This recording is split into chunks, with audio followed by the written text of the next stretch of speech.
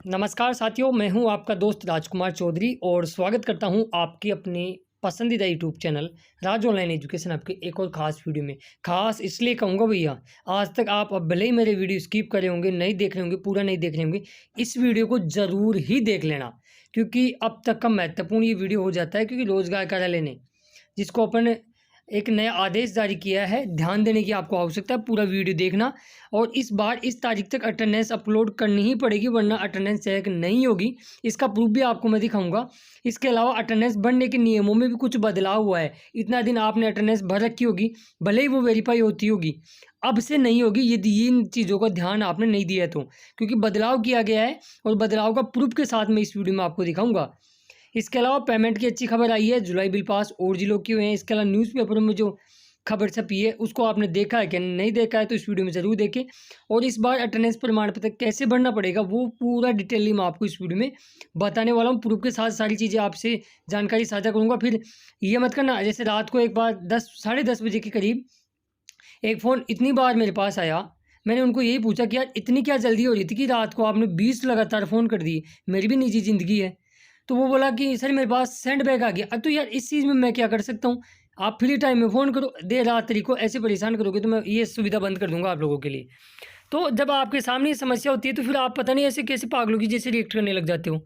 ऐसा नहीं है। यदि आप प्रॉपर टाइम टू टाइम मेरे वीडियो देखोगे तो आपको इतना पैनिक होने की ज़रूरत ही नहीं है और अटेंडेंस में सेंड बैक आएगा ही नहीं। तो इस वीडियो को आप ज़रूर देखें, क्योंकि 1 सितंबर 2025 से अगस्त की महीने की अटेंडेंस अपलोड होना शुरू होने वाली है। उससे पहले इस वीडियो को एंड तक जरूर देखें।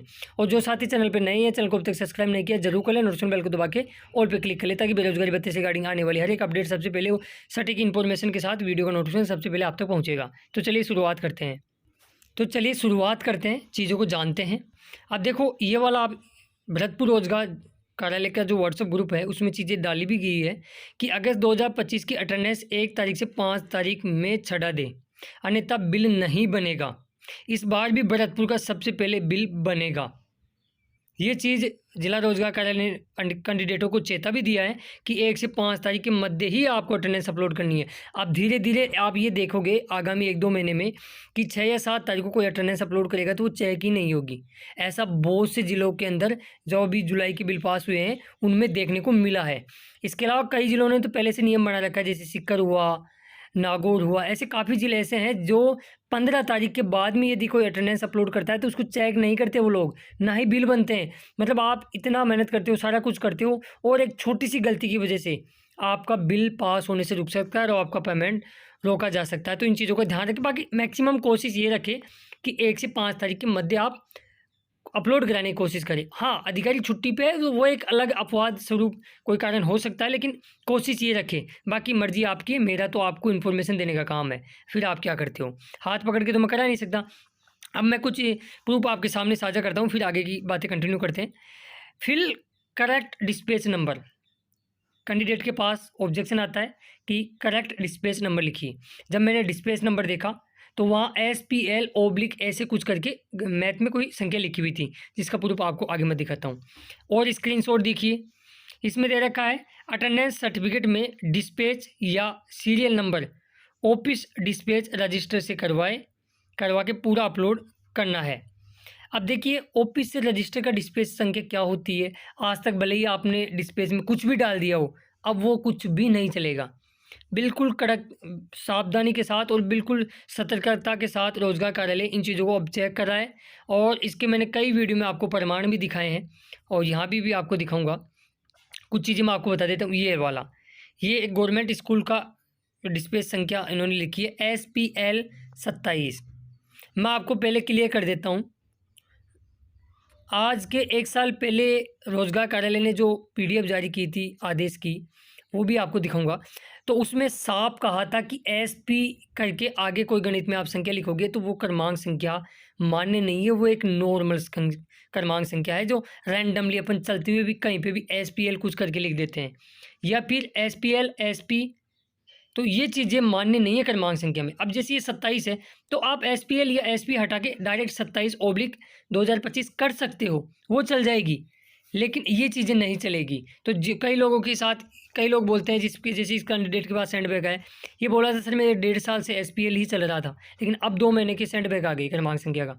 तो आएंगे भैया, रोजगार कार्यालय गहनता के साथ आपके अटेंडेंस चेक कर रहा है और छोटी सी लापरवाही आपको भारी पड़ सकती है।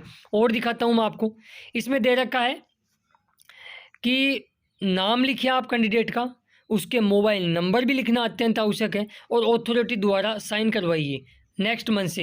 ये चेतावनी दे दी, आगे लिख दिया है कि नेक्स्ट मंथ से ये चीज़ें होनी चाहिए। इस बार तो हम वेरीफाई कर रहे हैं जुलाई की, लेकिन आगे से अधिकारी का नाम और कॉन्टैक्ट नंबर लिखना अत्यंत आवश्यक हो जाता है। जैसे अधिकारी सील मतलब साइन करता है, अब रोजगार कार्यालय के अधिकारी को थोड़ी पता है कि अब वहाँ के अधिकारी का नाम क्या है। वो मोबाइल नंबर इसलिए मांग रहे हैं ताकि आपके अटेंडेंस में कुछ उनको गड़बड़ लगे तो फिर वो क्रॉस वेरीफाई कर सके फ़ोन करके आपके ऑफिस में, इसलिए इन चीज़ों का ध्यान रखेंगे। और आगे चीज़ें मैं आपको बता देता हूँ। यहाँ फिर से एक कैंडिडेट के पास और सेंडबैक आता है कि डिस्पेच नंबर नॉट वैलिड, वही चीज़ें एसपी या एसपीएल। इसके अलावा और मैं आपको काफ़ी चीज़ें बताता हूँ। इस बार जैसे इस कैंडिडेट ने छुट्टियों में देखिए आप कैसे कंप्यूटर से एडिटिंग की है, तो ऐसी चीज़ें यदि आप करते हो तो फिर आप डाउट की कैटेगरी में डेफिनेटली आते हो और आपको इसका खामियाजा उठाना पड़ सकता है। जैसे एक बूंदी रोजगार कार्यालय द्वारा व्हाट्सएप ग्रुप में उनके खुद के ग्रुप में डाला गया कि सभी बेरोजगार प्रार्थी इंटर्नशिप को अपने कार्यालय या विभाग में अपनी उपस्थिति प्रमाणित करवानी होगी। और डिस्पेच संख्या, ये डिस्पेच संख्या पे बार बार जोर इतना क्यों दिया जा रहा है, विभागीय अध्यक्ष द्वारा ही लिखी जानी चाहिए। मतलब कई बार क्या होता है, अधिकारी आपको दे देता है कि चलो ठीक है कुछ भी लिख लेना, वो चीज़ मानने नहीं है भैया। फिर जिस दिन आपके साथ होगी ना उस दिन आपको लगेगा कि राज भैया सही बता रहे थे। और आगे एक चीज़ों को और ध्यान रखना है कि अनुपस्थित दिनों की संख्या क्या होती थी। जैसे मान लो किसी के 10 हैं तो कैंडिडेट क्या कर लेते थे, थोड़ा सा लालच में आके वो एक को पेंसिल से वाइटनर से या किसी भी चीज़ से हटाने का प्रयास करके वो 0 को मेंशन कर लेते था।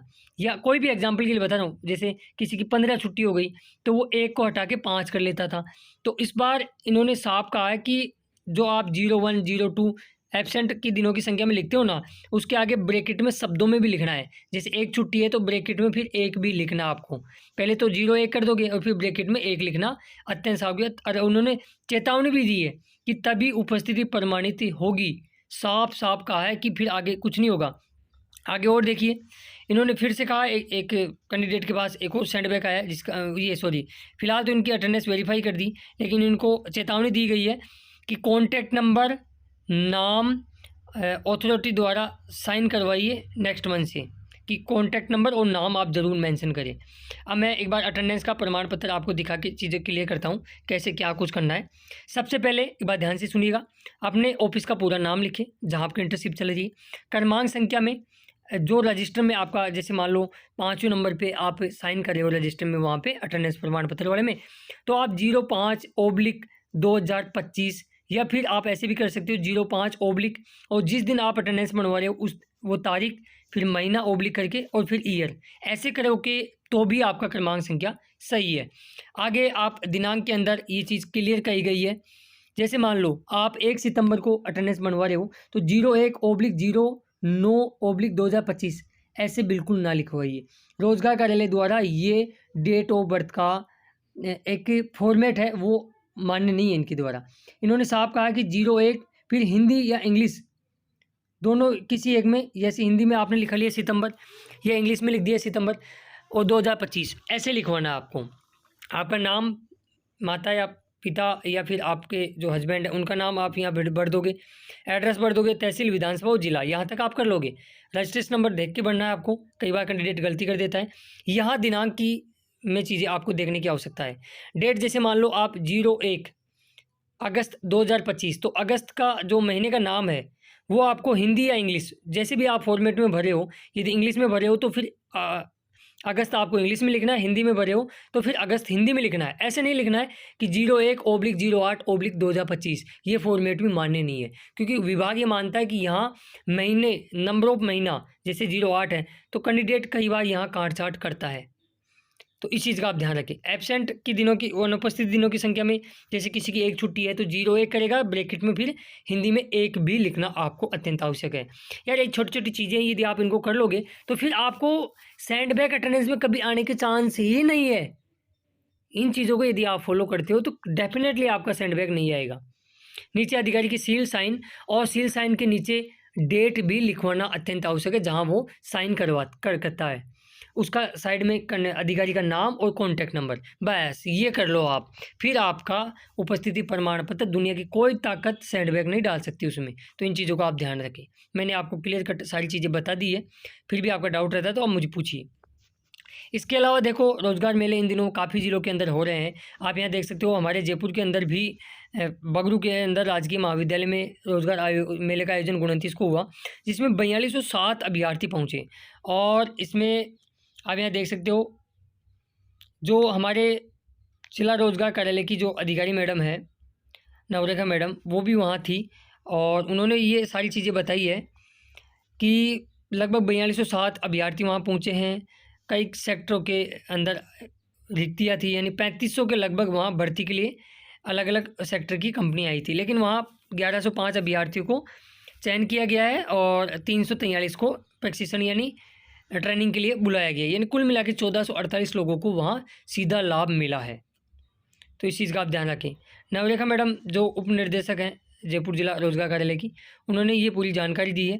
तो इस प्रकार यदि जिला रोजगार मेलों द्वारा आयोजन कराया जाता है आपके विभाग द्वारा या रोजगार कार्यालय द्वारा, तो आप इसमें जाके अपनी किस्मत ज़रूर आजमा सकते हो। बाकी अब मैं आपको एक चीज़ और बता देता हूँ, सितंबर का फर्स्ट वीक डेफिनेटली बड़ा पेमेंट धमाका देखने को मिलेगा, इसमें कोई दो राय नहीं। इसके अलावा जयपुर वालों के लिए खुशखबरी, जयपुर की जितने भी महिला अभ्यर्थी हैं जिनका जून से लेके दिसंबर 2024 के मध्य भले किसी भी महीने का पेमेंट अटका हुआ है, तो उनके लिए सौगात भरा हुई वीडियो रहने वाला है, क्योंकि आपके बिल दोबारा से ठीक कर दिए गए हैं और लगभग 7 या 8 सितंबर से पहले आपका 2024 से पहले जितने भी महीनों का ड्यू चला जाता वो क्लियर हो जाएगा भैया। इसके अलावा आप किसी भी ज़िले से हो, एक बार इस वीडियो के कमेंट्स में एक एक पर्सनली देखूंगा, आपका 2024 के अंदर किसी भी महीने का पेमेंट रुका हुआ है, बिल पास है, तो अपनी कैटेगरी और महीने का नाम और ज़िले का नाम आप कमेंट्स बॉक्स में लिखोगे। इस पे मैं पूरे कमेंट्स को पढ़ूंगा, देखूंगा और एक अलग से एक सारणी बनाऊंगा और वो सारणी विभाग के सामने हम प्रस्तुत करेंगे। तो आप किसी भी ज़िले से हो, आपका किसी भी महीने का पेमेंट अटका हुआ हो, तो मुझे एक बार कमेंट्स बॉक्स में अपने जिस महीने का अटका हुआ है वो कहाँ से कहाँ तक का और कौन सा आपका ज़िला है और आपकी कैटेगरी क्या है, वो ज़रूर आप मुझे बताइएंगे। बाकी इस वीडियो बनाने का उद्देश्य केवल आपके साथ जो भविष्य में समस्या आ सकती है उनसे निजात कैसे मिल सकता है, इसके पर्पस से ये वीडियो बनाया है। बाकी आप चैनल को जिन साथियों ने अभी तक सब्सक्राइब नहीं किया कर ले, नोटिफिकेशन बेल को दबा के ऑल पे क्लिक कर ले, क्योंकि हम बेरोजगारी भत्ते से रिगार्डिंग ऐसी यूजफुल इन्फॉर्मेशन समय समय पर लाते रहते हैं और आपको अपडेट करते रहते हैं। चलिए मिलेंगे नेक्स्ट वीडियो में खास अपडेट के साथ। और हाँ, इस वीडियो को अपने दोस्तों और मित्रों में ज़्यादा से ज़्यादा शेयर करें, ताकि जिनके साथ ये समस्या होती है, यदि जिस प्रकार मैंने आपको बताया ना, ऐसा अटेंडेंस प्रमाण पत्र आप भरोगे और अपलोड करोगे तो कभी सेंडबैग आएगा ही नहीं, और आ जाए ना तो यूट्यूब पे मेरे वीडियो मत देखना या मैं वीडियो बनाना छोड़ दूंगा यदि आ जाए तो इन छोटी छोटी चीज़ों को आप फॉलो करो, क्योंकि मैक्सिमम ज़िलों के अंदर, कई ज़िलों के अंदर क्या नियम है, कई में क्या है, लेकिन मैंने सारे ज़िलों के नियम एक साथ अटेंडेंस में बता दिए कि ऐसे आपको बनवानी है। एक व्यवस्थित अटेंडेंस प्रमाण पत्र का यही चीज़ें होती हैं। चलिए मिलते हैं खास वीडियो में, तब तक के लिए जय हिंद, जय भारत, जय राजस्थान। धन्यवाद दोस्तों वीडियो देखने के लिए।